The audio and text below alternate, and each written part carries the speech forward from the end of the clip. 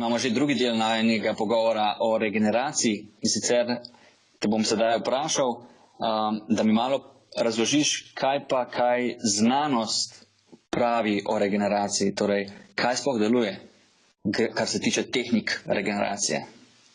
Ko sem se pripravljal na ta intervju in sem šel čez različne regeneracijske tehnike in poskušal ugotoviti, katera deluje in katera ne, ali pa za katero obstajajo dokazi, da deluje in za katero ne, sem jih naštel zelo veliko število, sigurno jih je več kot 10 ali pa več kot 20, in če boste vprašali recimo na maratonu tekače, kaj uporabljajo, katero tehniko ali pa če kaj uporabljajo za pospešitev regeneracije, boste sigurno prišli do velikanskega števila odgovora.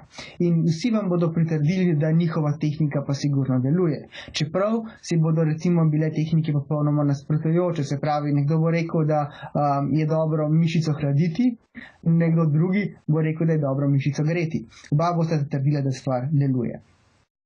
Problem v samem raziskovanju na področju regeneracije je v tem, da je nemogoče ali pa skoraj nemogoče imeti tako imenovani tretma placeba. Se pravi, placebo je, ko nekdo misli, da je nekaj dobil, pa v resnici ni dobil. Recimo v prehrani je to precej enostavno ali pa v svetu zdravil. Nekomu se da tableto z sladkorjem namesto nekega aspirina recimo in potem se ugotavlja, ali bo aspirin deloval ali v primerjavi s placebom ali ne. V tem primeru si nekako ne moramo predstavljati, da nekoga preslepimo s tem, da mu rečemo, da je bil v ledeni kopeli, pa pravzaprav ni bil.